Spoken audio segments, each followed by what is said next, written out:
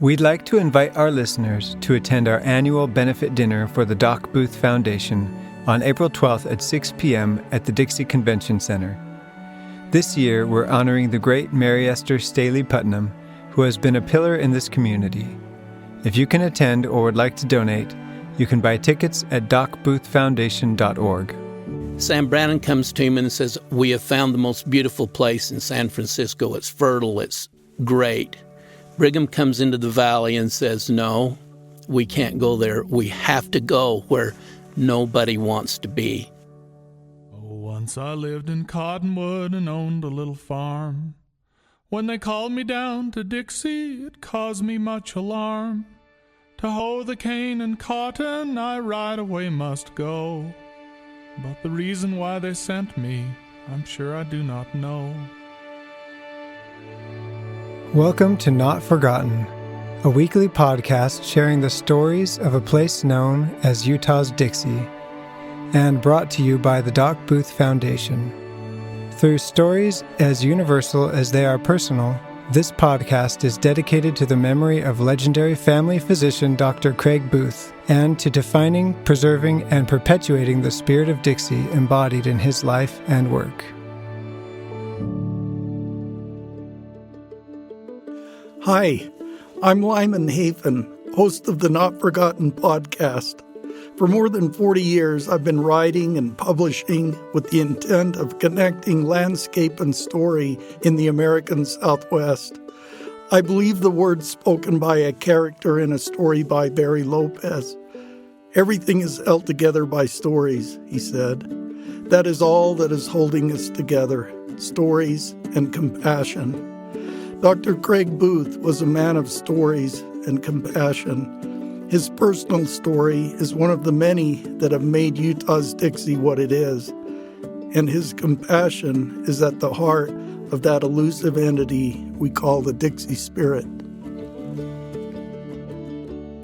One of the greatest blessings of my life is that I got to grow up around a lot of great cowboys.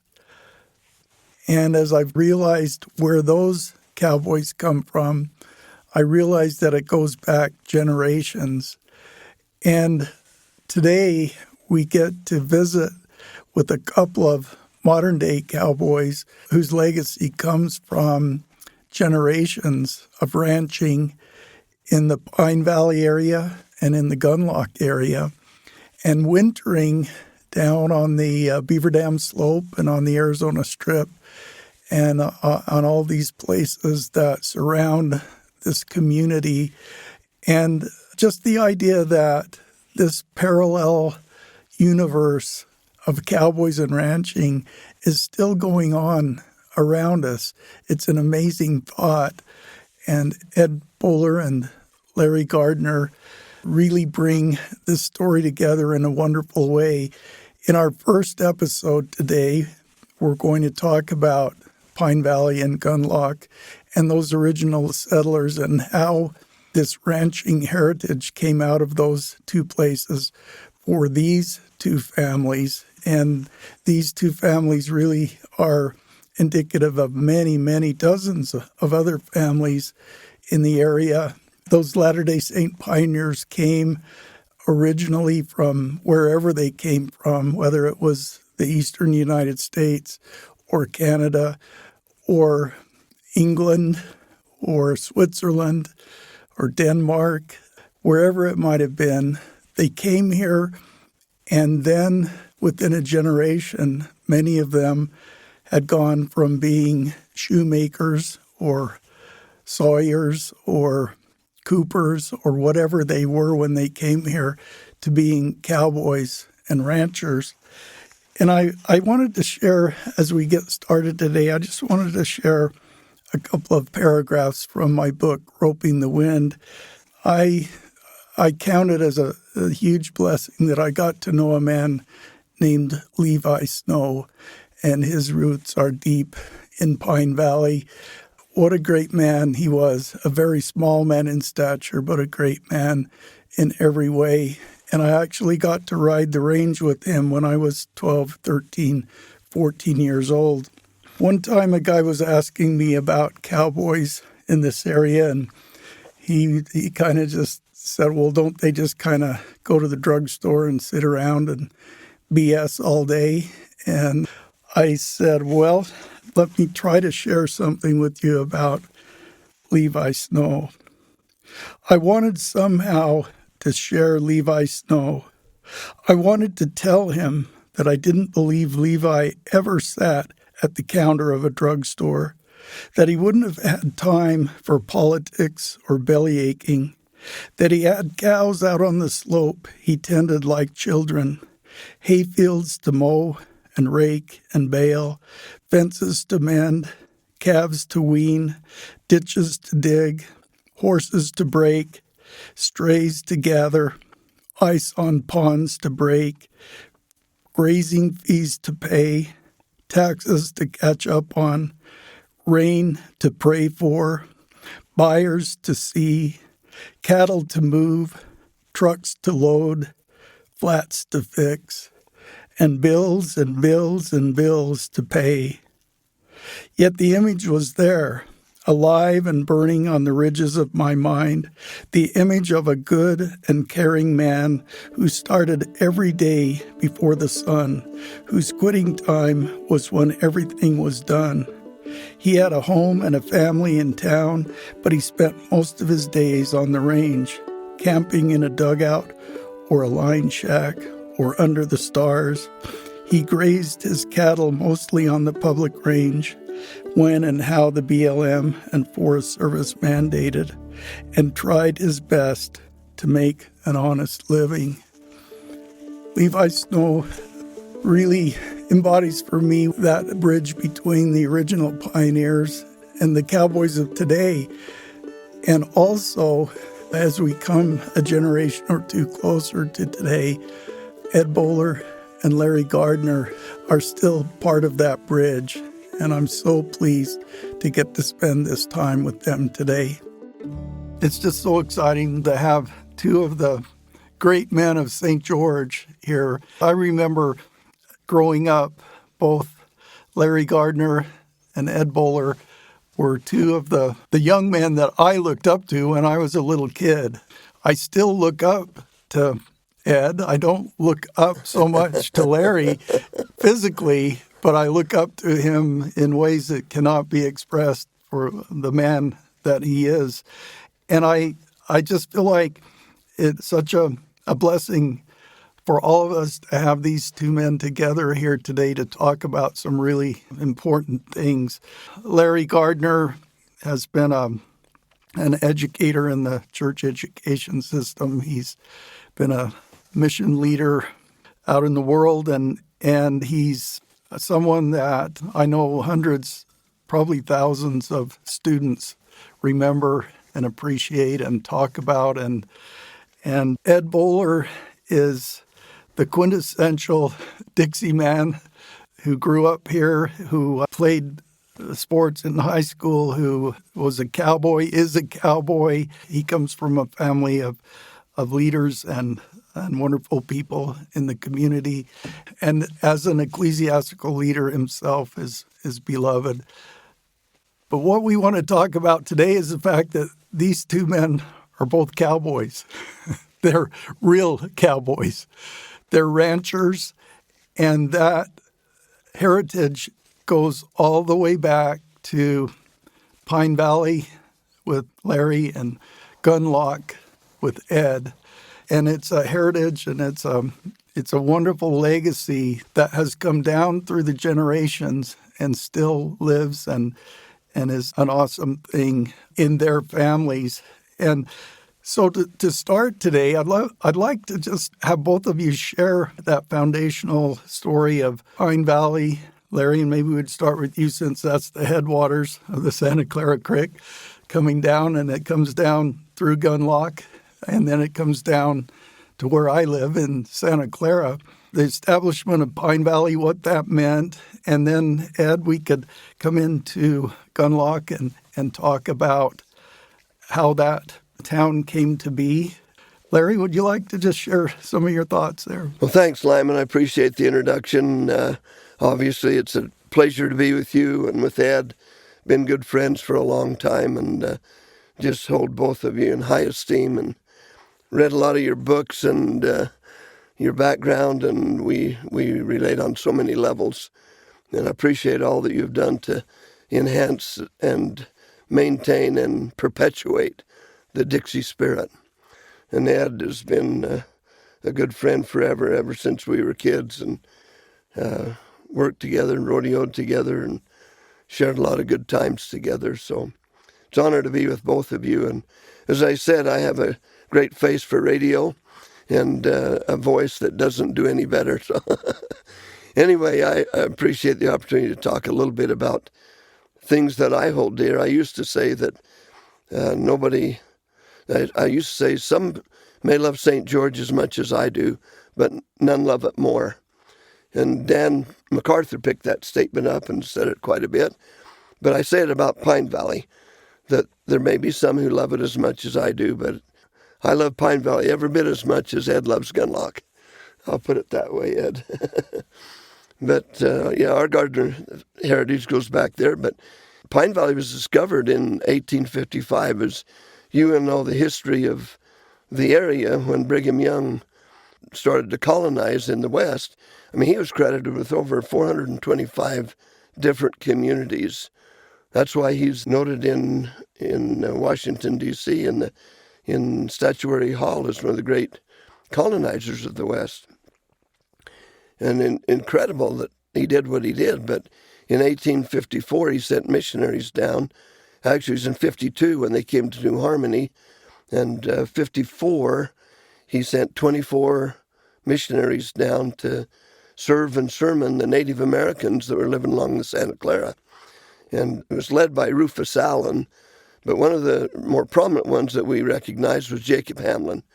And if you've been through Santa Clara, you know where Jacob Hamlin's home is there. And he became the leader of the mission soon after that. But so much we could talk about Jacob, but I'm going to skip to his ranch hands, his cowboys. He had a couple of cowboys who were working for him in 1855. When they were building the fort there in Santa Clara, he also was sending his help up the creek with a herd of cows to summer at the meadows. That's the way they'd come to Santa Clara. They'd come around from Cedar through the back door, around by the iron mines and the Old Spanish Trail and Holt Canyon, the meadows, and come down Magatsu and down the creek, down through where Gunlock is. And so that's the way they went back up to get to the meadows. And as they were on their way, they had the herd of cattle that were somewhere around Central, at least west of Pine Valley. And Bill Hamlin, Gunlock Bill Hamlin, Jacob's brother, and a fellow by the name of Isaac Riddle were the two cowboys. And Isaac saw a track that had wandered off to the east, and I think Ed's probably tracked out as many cattle, and you have too, tracked out a lot of cattle. And so when you see a cow track, you start after it. And I can just imagine him with his felt hat kind of screwed down tight and his bandana flapping in the breeze, and had a tight grip to the horn, and his left hand gripped on the reins, and probably going along at a pretty good clip, hoping that his horse didn't throw a shoe in the strewn lava. But as he got further to the east and topped up over the ridge, there was a great big whoa. In his own words, he said, "There before me was the most beautiful sight on God's green earth that my eyes had ever beheld." You can imagine that if you think in your mind, you can see the heavy laden dark clouds, not like this year, but typically dark clouds that would hang over the snow-capped peaks, and you could see the green grass and the meadows being hemmed in with quakies and pines, and you'd have to agree that it was a pretty sight. And there was that cow right out there in the middle of the meadow grazing, he said, with grass up to his stirrups, and that was the discovery of Pine Valley. And it has given a whole new meaning to the word or phrase, holy cow.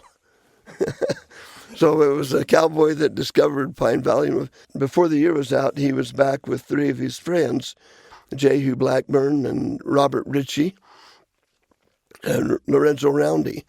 Well, Robert Ritchie happens to be Jacob's missionary companion from Tooele. They came down together, and I didn't know at the time, but that's my great-great-grandfather on my mom's side. And so they set up a sawmill, and by the end of that summer, they were sawing lumber, but not very much. It was really the next year before they got to sawing much lumber and started to produce some of the badly needed lumber for the growing communities. Of course, Washington wasn't settled yet. It's not settled until 1857, when you had 20 and then 28, so 48 families that came to Washington. And then, St. George is still years away. But they still started the sawmill, and that was the beginning. So in 1861, when Brigham Young came down to visit in May and made that great prophecy or statement, that had been visiting the folks over in Santa Clara, came around the south end of the Black Hill, as you know, down by Tonnequin, had to play around a golf course right there at the golf course, long before it was there. Samuel Knight was driving the wagon. In Samuel's journal, he said Brigham had him stop, and he stood up and looked for quite a while, kind of like the experience he had when he came into the Salt Lake Valley. And they reported that he said, "There shall yet be a community built between the two Black Ridges," which would be the Black Hill on the west and Fourmaster on the east, or East Ridge, as we call it, "filled with many spires, steeples, towers, and many houses filled with many inhabitants." And by golly, some who were with him thought that was a bit preposterous. George A. Smith had described this place as the most desolate, barren, God-forsaken place. Why would anybody want to live here? But Brigham knew best and went back to Salt Lake and ended up calling 309 families to come. And you know that story, as they came, and as they ended up coming to St. George in late November and first part of December. The Thompsons, I think, were the first ones here in Fawcett's. I think Robert Gardner was the third wagon, and they camped at the encampment mall. Erastus Snow came soon after, and it wasn't long, but he said he wanted Robert to go back to Cedar with him to the cell of the ironworks from the defunct iron mine mission. And he hitched up Robert's mules to his wagon or his carriage, and they went back to Cedar. And then when he brought him back, he wanted to take him back through Pine Valley by way of Pinto. And when he got there, he said, "What do you think, Robert?" And Robert described it in great detail, and he said it's beautiful and mountain streams and lovely sight. But he had been a lumberjack all his life and didn't feel like that he wanted to spend the rest of his life secluded in the mountains. He wanted to be with society where he could school his children and have the advantage of a community. But he'd do what the Lord wanted him to do. Well, it wasn't very long. In spite of being the camp president down in St. George and first bishop, he was called to go back to Pine Valley then, and by 63 was there, and by 64 had retrieved his other family. So he had 3 families in Pine Valley by 64, so that would have been 9 years after it was first discovered. So we've got Robert Gardner in Pine Valley now. He's your great-great-grandfather. And downstream, during this same time period, mid-1850s to early 1860s, what's happening at Gunlock? Ed, let's come back and talk about Gunlock for a bit, and then we can come back and interweave these stories. Okay, for me, I have to start from the beginning, because I was with my mother one early August day up to Gunlock, and it was 110, I felt like. There was no water in the creek, and I was maybe 13 years old, and Mother would take me up there to do some work because Dad was working somewhere else. And I said, "Why on earth are we here? There's no water, there's no rain, it's dry, it's hot." And she said, "We did not choose to be here, we were sent here."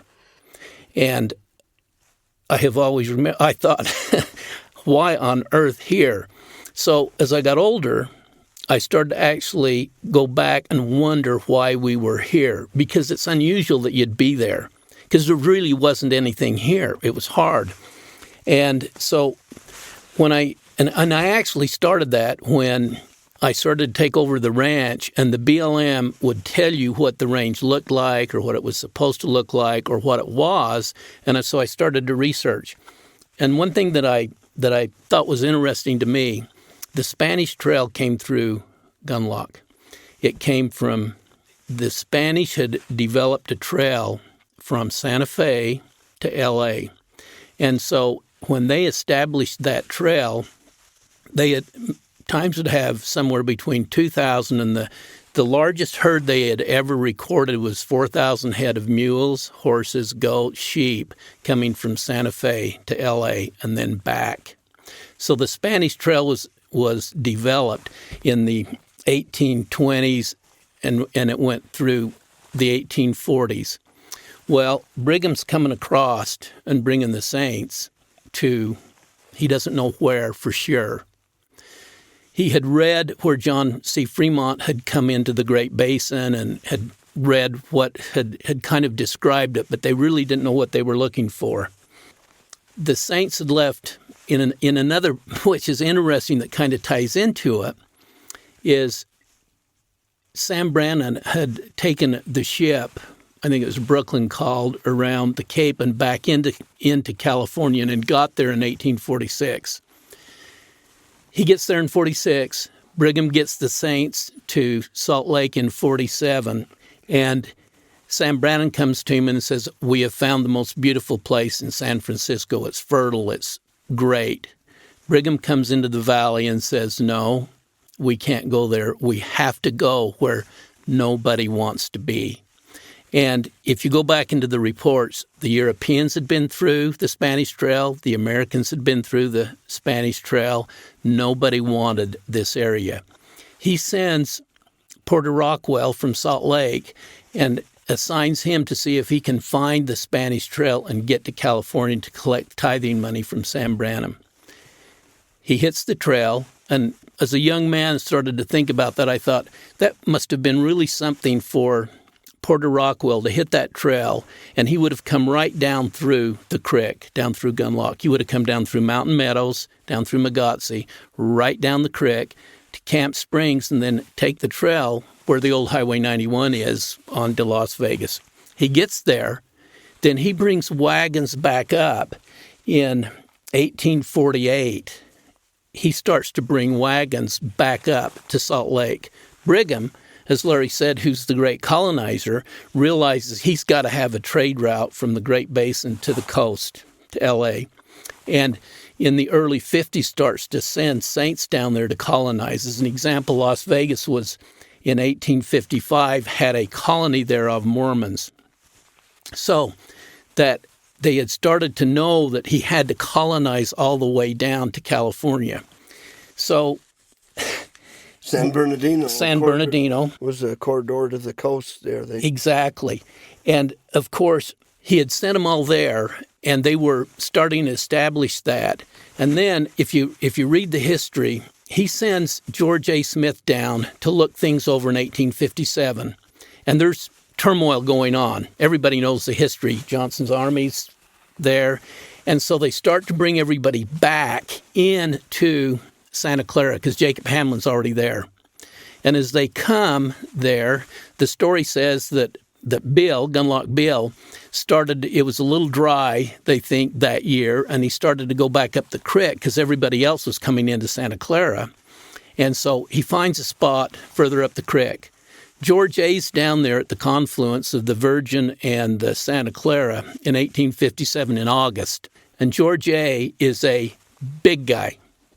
They say he weighed like 300 pounds. Now, if you think about it, there's no air conditioning. It's probably 110. He weighs 300 pounds, and they say Jacob Hamlin's with him and Parley Haskell. And he starts to kind of heat stroke a little bit. He starts to get a little bit not feeling well, and he says, I've got to go north. Let's go up and see if we can get out of the heat. And they knew that Gunlock Bill was up the creek a ways, and he said, we can go up there and stay with him, because he had come across the plains with George A. So they go up the creek, and I'm just imagining this, because in August, for all of us that have lived here, in August in St. George, it's hot.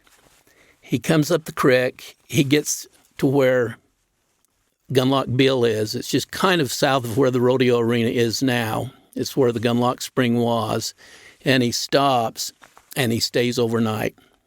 And the next day he gets up, and he asks Gunlock Bill, he says, "What do you call this place?" And he said, "Well, it really doesn't have a name. He was just there." And he says, "Well, we will name it Gunlock after you from now on." And so in 1857, as he went on up to, as I recall, he was going back up, and I don't know whether he was going on back to Salt Lake. He would have gone up the Spanish Trail. And so in 1857, that's when they first named Gunlock. And so from that point forward, it started to grow a little because Dudley came in. Dudley Levitt had married some of Jacob and Gunlock Bill's sisters, and he settled right there where just below the rodeo trail where the water goes into the Gunlock Reservoir now. And so just to go just a little further, and then to, which has always been fascinating to me, he settles there. They're doing really, really well. Everything's working fine. Their farms are good. They're running cattle. There's a clear stream of water running down through there. And then in 1861, 62, they have a flood. And it's a big flood. And one of my favorite... That's the 40-day, 40-night. That's the 40-day, 40-night flood. But one of the most interesting stories of that whole thing is when the flood hits, Hannah Levitt, and Hannah was Dudley's, I'm assuming maybe one of the younger girls, I'm not sure. But Hannah Levitt is a grandmother to Dean Terry. Now, Dean Terry's still alive today. This is how close this history really is. Dean sat on Hannah's lap when he was 5 years old before she died. Hannah is there in Gunlock. The flood hits. And if you read her account, she said, there we were. The flood came, and it just didn't stop. We cooked up all the food that we could cook up, and one of her uncles there, Dudley, was gone, but he had 4 wives there. They climbed up on the Black Hill, and when daylight came, everything was washed away. And so when you think of what they had to go through, same thing happened in Santa Clara. Same thing happened in that whole drainage down through there, and they had to start over. And so every time I think of it, and I think, and my mother reminded me that we were sent here, in that, as I went back in 1849, Brigham sent Parley P. Pratt down here and said, see what we have, see what we're going to do, because we've got to go through there. And I'm going to read this because I think it's so good. Parley said, this is what he quoted. He said, we passed over a rugged, stony, sandy, almost indescribable country, thrown together in dreadful confusion. The area showed no signs of water or fertility. A wide expanse of chaotic matter presented itself, with huge hills, sandy deserts, cheerless, grassless plains, perpendicular rocks, loose barren clay, dissolving beds of sandstone lying in inconceivable confusion. In short, he continued, a country in ruins, dissolved by the pelting storms and turned inside out, upside down by terrible convulsions of some former age. That was his description of Washington County. When I was older and finally read that, it dawned on me that Brigham knew what he was doing, but he had to send tough people down here. Now, that was the establishment of Gunlock along the creek. And what's interesting is every drainage comes in there. And for all of us that have run cattle, you come through Gunlock, you go to the Beaver Dam Wash, or you go down to Santa Clara, or wherever you're going to winter your cattle. And then in the spring, they all came back up through Gunlock. And the Santa Clara guys went to Bull Valley, the Pine Valley guys went to Pine Valley, the Central guys went to Central, and right there at the forks of the creek is where everything was was really sorted off, and they went to their own summer ranges. Kind of like Cowboy Central right there. It was. There at the Post Corral in the early days, all those huge herds of cattle would come off the winter range, and they'd start to sort them and pair those cattle up and send them to Bull Valley or to Ox Valley or to Central or to Pine Valley in all of those drainages. And that was the highlight of my life as a little boy, watching those cattle come up through Gunlock. And so let's get your ancestors into Gunlock, and then let's come back to Larry and talk about the Gardners and your ancestors, and then your ancestors and how those ranching traditions began, because your great-great-grandparents weren't cowboys when they got here, but they or their next generation became cowboys, and you have been cowboys and ranchers ever since. So for my ancestors in Gunlock, we came a little bit later, because my first ancestor was my great-grandfather, Franklin Overton Holt. He came from Holt Canyon up in the meadows, because he first was there in Holt Canyon. Then he was called to be the Bishop of Gunlock, so they moved to Gunlock, and that would have been about in, I'm going to say 10 years later, in the later 1860s. So that's when Grandpa Holt was there. But I also had my great-grandfather Truman was there as well, Jacob Micah Truman. So I've had several of the ancestors that were in Gunlock. The Bowlers came later. They didn't come until about the mid-1880s. And so I had 5 third great-grandfathers in Nauvoo, and they all came here. The Paces were there, the Trumans, the Holts, the Lytles, all of them were there, and they came out. And so that's really where our ancestors came into Gunlock, is Grandpa Holt was the first one of all of us that were there, and then Grandpa Truman, and then the Bowlers came later. Let's go back to Pine Valley, and then let's kind of interweave these stories as we go. Yeah, so I mentioned that Robert had been called then by Brigham Young to come south, but Erastus Snow wanted him to be up in Pine Valley, and so he went there to set up the sawmills, and for his generation, that's what he did. He was a sawyer and provided much of the lumber for the growing community of St. George, for the tabernacle, for the temple. He was, I'd say, the bishop here and also the mayor and other things, but he was taking care of his families in Pine Valley. Well, the second generation came along, and I think they were a little more interested in the ranching as the lumber business started to dwindle a little bit, as a lot of the easy timber was taken. They started to reach out into livestock and to ranching. And his son, I should say sons, he had a number of sons that got into ranching. There was Royal over to Grass Valley, and Tom and John and Reuben and Oz. Reuben was my great-grandfather, but Reuben and Oz were the two that kind of stayed there. But Umstead Rancher was the one that had kind of settled into Grass Valley and had developed quite a dairy herd there, produced a lot of milk and cheese and whatever to take out to Pioche, to the mines, made a lot of money that way. But he also had all the range rights over on the north end of the mountain, Grass Valley Mountain. And one of his sons ended up marrying a Snow girl, and there were Snows and Gardners that were tied together. Anyway, they ended up going back to Texas. Umstead did, for a number of reasons.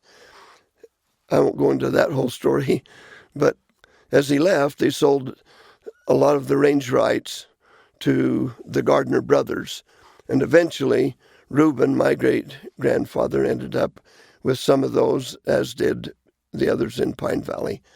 And so that was kind of what started it. One little story there, in 1895, Reuben was called to go on a mission back to his homeland of Scotland, where his dad was born. And his wife was expecting their 7th child. She had 6 children and expecting the 7th. And he just moved into his new brick home, which is, as you turn left at the church and go towards the campground, it's the last pioneer home on the left, the big red brick home there, built in 1889. And they were very comfortable, and they got the surprise call to go on a mission. And So he left the ranch in the hands of his 14-year-old boy, Ruby. And, of course, the uncles were around, and Robert was getting pretty old by then, and he was around to help some. But Ruby was the one that was supposed to take care of it all. And unfortunately, that next fall, they were moving cattle down back street, down through the west end of the valley on 4th East, where Doug Allred has his cabin, riding a little dapple gray. And that little horse slipped on the ice in October and went down. And as it came up, he was hung up in the stirrup. And hard for me to talk about. But he was drugged to death in back street there, and doing his best to be a young rancher. He was 14. He was 14 years old, and of course it was a great tragedy for the whole valley. But Reuben came home, and they were such that they knew death was part of life, and they didn't curse God and dry. They didn't shake their fist at the heavens. They just went forward and had great hope in the glorious resurrection, and that was their foundation for everything. They believed in the message of the gospel, that the Savior was real, that his promises were sure, and that there would be a resurrection and life after death, and that was the hope that kept them going forward.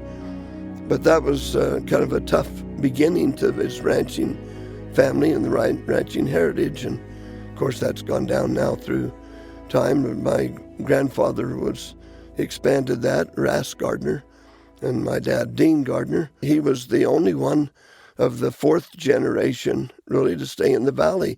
The time he came along, everybody else had either starved out or died or sold out, and so it was kind of an interesting transition. I'd love to come back, especially to your mom and dad, Dean and Marie. I just have such a dear feeling in my heart for them and for what they meant in my life. You're helping kind of plant where all that came from. And it's the same with you, Ed. Your father, Truman, and your mother, Laura, both of them, their impact in my life is, I can't even express it. And it's all part of this Dixie spirit that we're talking about, and what that means, how that has come through the generations. But I love how you're helping us understand how all this came to these more recent generations. And so, Ed, maybe we could come back to you. And as I was thinking about on my particular history, of course, Grandpa Holt was there first, which was my great-grandfather. And he ran cattle, and so he was the first one in the ranching business from my direct family, he and my great-grandpa Truman. But the Bowlers didn't get here until the mid-1800s, and they had actually been called to go to Hebron first. And then from Hebron, they came to Gunlock. So my grandpa Francis, in his history, and this is where he, on the Bowler side, where we kind of started into the cattle business, because I thought it was interesting how it really kind of all ties together. So in 1898, they moved from Hebron back to Gunlock. They'd gone back and forth from Hebron to Gunlock. And in 1898, he comes back to Gunlock. And I just want to read this one paragraph because I think it was interesting to me of how it all ties in. He said, "I spent 2 years with Bert and Billy Truman and Reuben Gardner gathering wild cattle out of Bull Valley. These cattle belonged to the cattlemen around the St. George area, and they weren't able to keep them in their herds. They would break away from them, and they wouldn't be able to find them. These men would pay us anywhere from $2.50 to $10 a head for getting these cattle. The country was full of wild cattle. We stopped at the old Alger cabin and would work from there. We would rope the cows and lead them into a big log trail and keep them as long as we could without water. Then we would trail them into Gunlock, feed them good, and then deliver them to the owners. Occasionally, there would be a particular wild cow, and if we caught 2 cows for the same party, they would often give us 1 cow for delivering the other one." And that's really kind of how we started in the cattle business. And when you think about it, this is his great-grandfather, Reuben, my grandfather, and my 2 uncles, actually, Billy and Bert, they were in that Bull Valley area, which the Santa Clara guys run cattle now, and we're there as well, gathering those wild cattle. And if you go there today, there's still wild cattle. It's tough, rough country. And so when I read that, it resonated with me because, that's how they got started in the cattle business. And it's interesting that our families, the three of our families, have been friends and in the cattle business for all of those generations, well over 100 years. Isn't it? It's wonderful to me. I love that history. There's one of the one I wanted to just tell you a little bit about being a cowboy. And I thought it would be interesting to Lyman because every time I think of Kelton out at Barkley and chasing wild horses, I'm going to read you this out of my grandpa's history. He said after he was married, now this is my grandfather, his name was Francis. After we were married, Uncle Chot Pulsifer, my sister Kate's husband, and Walt and I would used to chase wild horses. Walt was his brother. He was one of the kindest men I have ever known. He had the biggest heart, but he loved to chase wild horses. Every time Mom would see, now this is my grandmother, every time Mom would see him coming up the road for me to go with him, it would make her angry. How many times have the wives been angry when everybody decides they're going to go chase wild horses? That meant she had to stay home and take care of the children by herself besides taking care of the animals on the farm. Would go to Camp Springs and then way back on the South Mountain. Would chase them and then rope them. We came upon a spring we called Hellhole. It's still there, by the way. It was in a box canyon. The horses would go into this canyon to water and would watch them, come in from behind them and rope them and catch them. This is the sentence I loved. Chasing wild horses was one of the most thrilling of experiences. We would catch the horses, trade them to anybody that wanted, and then keep the good ones. And does that not remind you of your dad? Yeah. It really does. It reminds me of my mom, too. And I thought it was interesting because he did interject the fact that every time Uncle Chot had come up the road, Grandma would get mad because they know they're going to be gone 2 days chasing wild horses. But I thought that part of the chase, of the cowboy nature, always intrigued me. And I always loved to see deer season time. They used to bring a lot of horses in for the deer camps. And I always used to love when they were always trading and buying horses, or especially going to the rodeo, see who was riding the best horses. And I loved it. So that's part of how we kind of got into the cattle business. And if we go back, so Larry, you've told us all about Robert Gardner, he was actually born in Scotland. He came here. He probably all of his life spoke with that Scottish brogue. And he was a lumberman. He was not a cowboy. But within a generation, the Gardners were cowboys. And I think about you talk about... My grandpa was born in England. My grandpa Francis was born in England. He came across, and my grandpa Francis, he died when I was a senior in high school. And he was actually born in England. And so... And what was his trade? When his father came over, he was a school teacher and a shoemaker. And so they brought him over to teach school. And so when they came over, Uncle George, who was down in the Moapa Valley area, Grant was his boy, but Uncle George is the only one that was born in America. And all the rest were born in England. But your grandpa or great-grandpa spoke with an English accent. Yes. And he was a shoemaker. But School within a teacher. generation, the Bowlers were cowboys. Yep. And I just think that's so fascinating that transition occurred and that it has carried all the way to today. This concludes part 1 of our episode with Ed Bowler and Larry Gardner. We've been talking about the history of Gunlock and Pine Valley and how the ranching and cowboy legacy came out of those two communities. In episode 2, we'll talk more about how that legacy continues today, how it has come all the way down through the generations and is now still an integral part of the lives of these families, as well as many other families in this area. So watch for part 2. The Doc Booth Foundation is dedicated to empowering individuals through educational opportunities and promoting mental health advocacy. Through scholarships and funding for important community needs, the foundation perpetuates the can-do spirit of the founders of this community, using the lessons of the past to chart the course for a better future. Make your tax-deductible donation at docboothfoundation.org. Not Forgotten is produced by Ricky Valadez and made possible by the generous support of St. George Area Zag Stores, industry-leading tech support and accessories. Lyman Hafen's books can be found at lymanhafen.com. Once I lived in Cottonwood and owned a little farm.